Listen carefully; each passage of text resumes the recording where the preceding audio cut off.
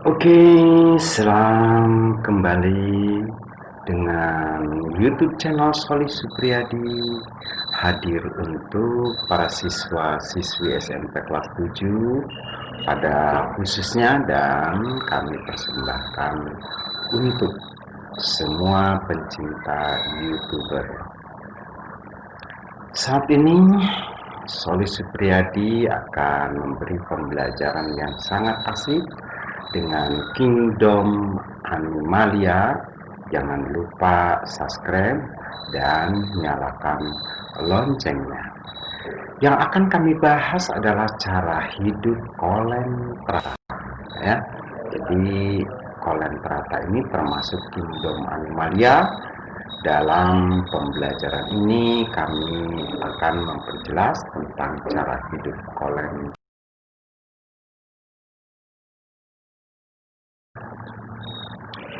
Bagaimanakah cara hidup Kolentrata? Ya, itu beberapa jenis makhluk hidup yang termasuk dalam Kolentrata.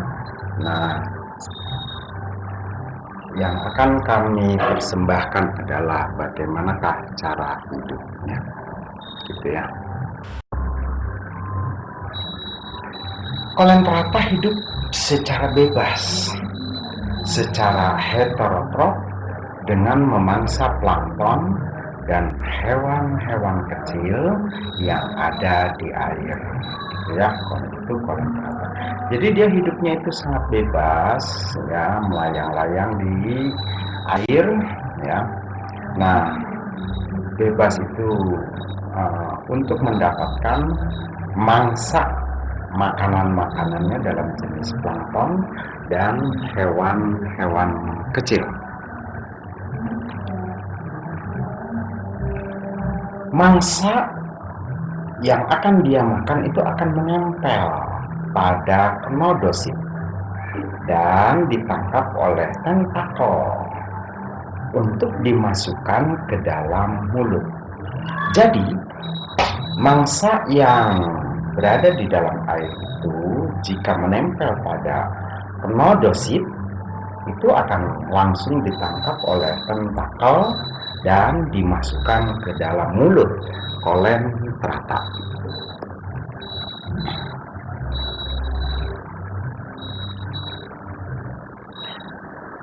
Nah, pilum Kolentrata itu dibagi menjadi 3 kelas. Ada kelas Hydrozoa, ada kelas Hypozoa, dan ada kelas Anthozoa, ya. Nah, habitat Kolentrata, ya, seluruhnya hidup di air. Jadi semua Kolentrata itu hidup di air, baik di laut maupun di air tawar. Jadi Kolentrata itu ada yang hidup di dalam air, ada di dalam air laut, ada juga yang ada hidup di air tawar.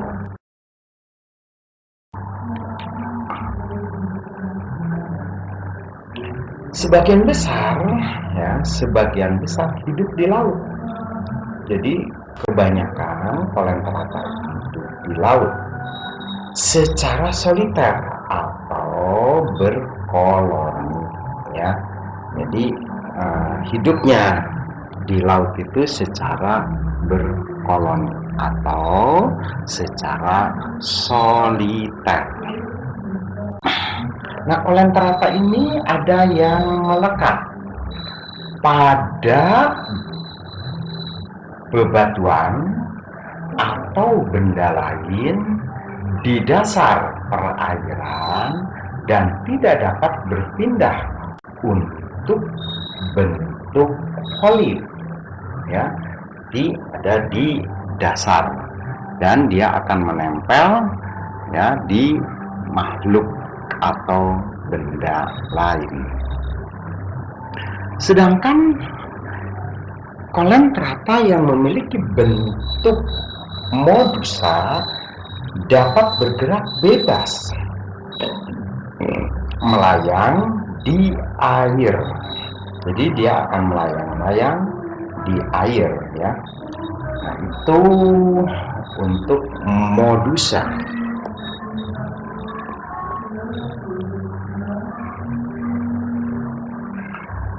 Nah, selanjutnya kita akan membahas tentang habitat Colentrata, ya.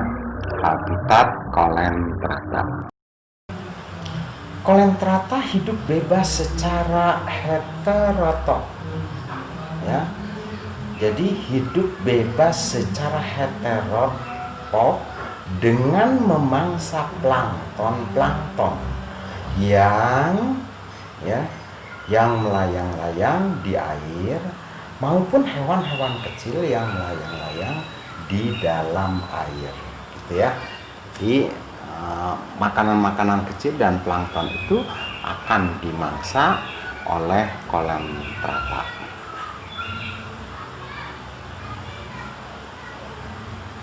Jika ada mangsa yang menempel, ya, jadi kalau ada plankton maupun makanan-makanan kecil itu menempel pada Colentrata atau mendekati pada tentakelnya Colentrata dan mengenai cnidosit, maka ya makanan-makanan kecil tersebut atau plankton tersebut, ya, nah, cnidosit ini akan mengeluarkan racun untuk melumpuh mangsa tersebut, ya. Setelah mangsa tersebut terkena racun, maka plankton maupun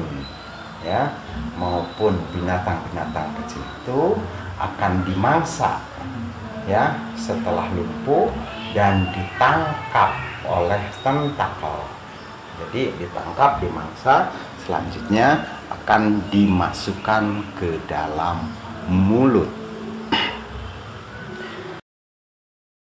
Tentakel ini kemudian akan menggulung, ya, akan menggulung, melilit plankton tersebut, ya, dan akan dibawa, ya, mangsa tersebut ke dalam mulut Colentrata.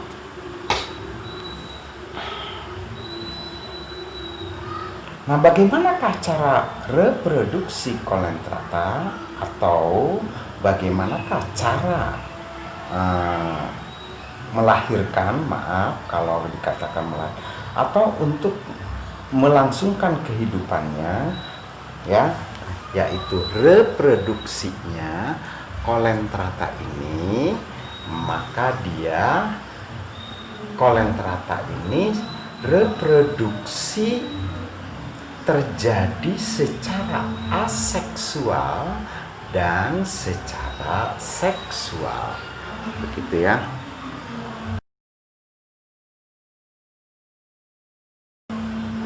Reproduksi secara aseksual dilakukan dengan pembentukan tunas, ya.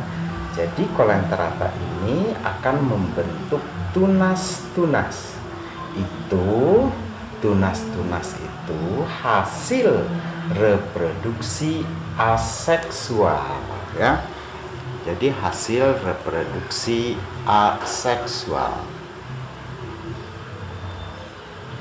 Pembentukan tunas selalu terjadi pada Colentrata yang berbentuk polip, gitu ya. Jadi hanya Colentrata yang berbentuk polip yang dapat menghasilkan tunas. Tunas tumbuh di dekat kaki polip dan akan tetap melekat pada tubuh induknya sehingga akan membentuk koloni.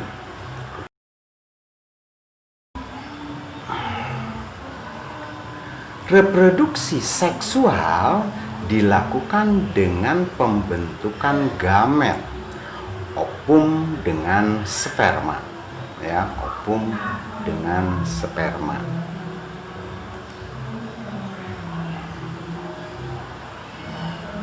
Selanjutnya, gamet dihasilkan oleh seluruh Colentrata, bentuk modusa, dan beberapa Colentrata bentuk polip.